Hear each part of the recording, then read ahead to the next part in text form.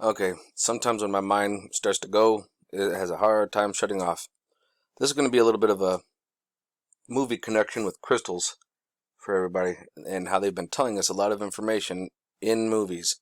Obviously, this is Superman. Those of us that are familiar with Superman and his Crystal Palace. Believe it or not, I actually put in Superman's and I put CRY and it just said Crystal Palace. Okay, fair enough. And we know that he lived in a crystal palace. Inside of his crystals had memories, information, data. There was power in those crystals, right? And for those of you who are not very familiar, we'll just do a quick little rundown of it for you. All right. Here's one for you. This one from the first Superman. What is he holding? A green crystal. That's another thing. Color green, I think, is something of note. He's holding this green crystal that's got a lot of power and energy and memories to it. Okay? So all the building blocks for his crystal palace, with all the other crystals, with the memories and everything was downloaded into this green crystal. Okay? Obviously, it's not kryptonite, or it would have been falling over like, which is another thing. Kryptonite was green. Green crystal. You think we're being held down by some kind of crystal power? I don't know. So here's another one. Green crystal. You see how it lights up? It's real nice and bright. So we've got that twice in Superman. Okay, we got it here when he was younger, and here when he was a little bit older. Nice lit up green crystal. That kind of reminds me of Luke Skywalker with his lightsaber. It was green, which is quite interesting because how are the lightsabers made? With crystals, with kyber crystals. Yeah. So you got your energy core, and then, well, let's go here to the breakdown of it. You've got your energy core here, and you've got a primary crystal, and then the focusing crystal. So you've got two crystals, crystal energy chamber. That they're made with kyber crystals. So, like, wait a minute here. We're getting multiple different places, and oh, wait a minute, what is this? We'll get to that in a minute. So you've got all this different stuff going on with crystals. From Superman to who was from another galaxy, another star system. They had crystals. And then we're talking about Star Wars in a galaxy far, far away, a long time ago. So a documentary. Okay, with crystals. What in the world? What is it with the crystals? And the color green. That's another thing that gets me. Anybody remember the movie Matrix? Yeah, green. A lot of the old screens were actually crystal screens. Well, really? And then, of course, you got your towers. This kind of, believe it or not, two towers, almost like trying to tell us Janos again in our face. Look at that. Why would they do that? I don't know. But let's go to here. Kyber. There's actually kyber crystals. I just put it in and started looking down for something that was not other than Star Wars. Look at this. Kyber's INDCCA2 secure key encapsulation mechanism, whose security is based on the hardness of solving the learning with errors problem over module lattices. It is one of the finalists in the NIST post-quantum cryptography project. Cryptocurrency? Quantum? What? Hybrids? No. Pre-quantum? Come on. What are we talking about here? That's a little peculiar. Speaking of hybrids, isn't this Luke's hand? He's a hybrid, part machine, part human? Wait a minute here. There's a lot of things really interesting going on here. And here's another very interesting movie from a long time ago when I was a younger kid. The Dark Crystal. Does anybody remember this movie? There was a dark crystal that was inside this dark castle. And this gentleman here, I can't remember his name for the life of me, but he was a Gelfling. Gelfling. Take out the G. Elfling. An elf. You know, like Lord of the Rings. Look at his outfit. Just like that of an elf. Isn't that interesting? Purple crystal. He had to put a shard in the crystal. Oh, look at this. There's an eye? Wait a minute here. Look at this chick here. Olgra. I can remember her name because she was ugly as all get out. But Olga, she had a third eye right here on top of her forehead. Look at that. This one was blind, but she definitely had her third eye open. Look at that. Horns? Wait a minute. That's like satanic, like Baal or Baal. That's a little weird in my opinion.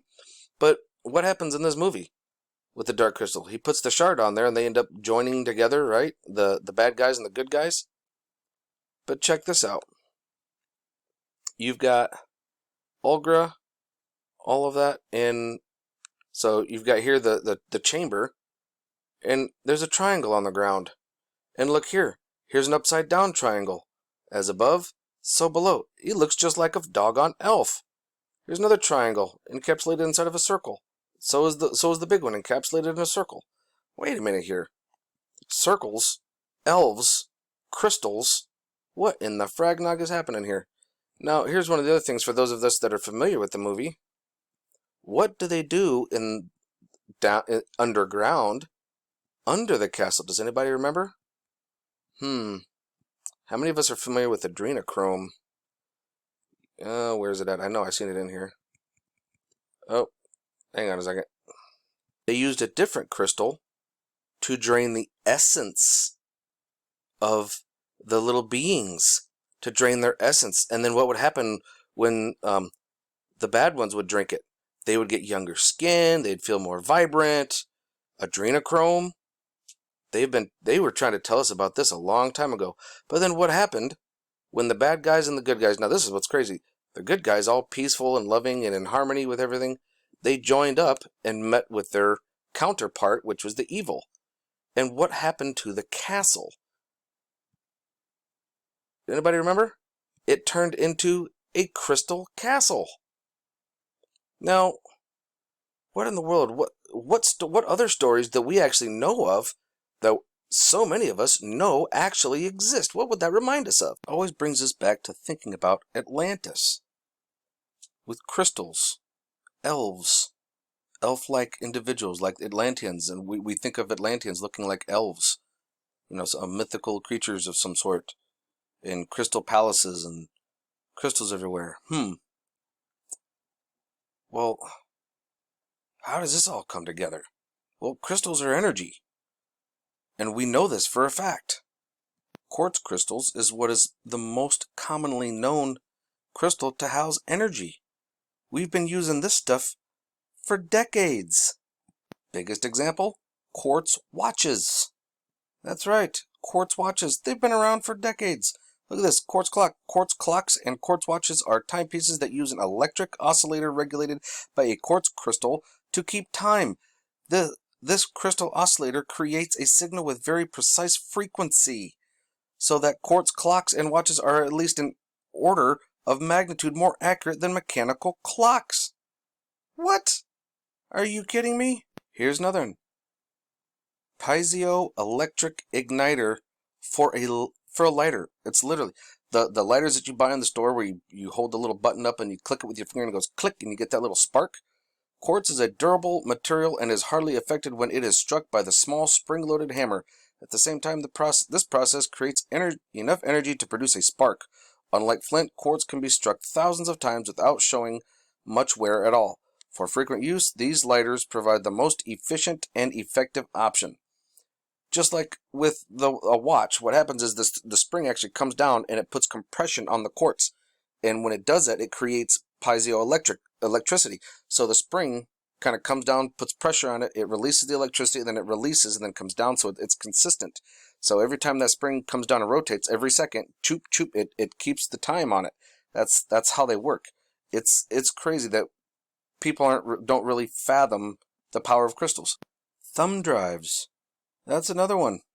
Look at this. A thumb drive, or USB flash drive, is a small device with a flash memory used for storage, reading, writing, blah, blah, blah, right? A typical thumb drive includes a USB plug, a USB mass storage controller with on-chip ROM, RAM, NAND flash memory chip that stores data, and a crystal oscillator that manages data output. Folks, we've been using crystals for decades. Think about this. So, was Superman's green crystal just a huge freaking thumb drive? I mean, Hello. Look at this. China's new crystals could finally make laser weapons a thing. We use them for weapons too. That's what goes into lasers that you buy at the store, the cheap ones for $1 to use to play with your cat.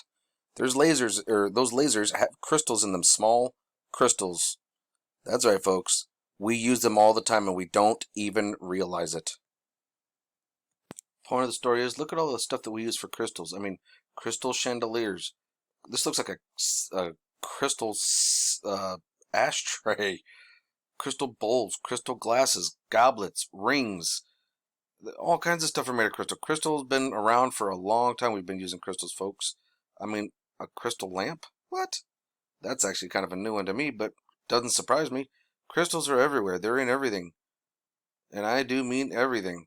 Look at this. I mean, have you not heard of the crystal skulls? There's 12 crystal skulls from my understanding of it. Just a lot of things to think about when it comes to crystals and the power of crystals and everything that they do. Just kind of start stimulating your mind a little bit. Start trying to broaden our horizons on thought. And try to see if we can put these things together, folks. But that's just kind of how my mind works a little bit. I just really try to put things together. Stay safe out there. And remember, love is the only way forward.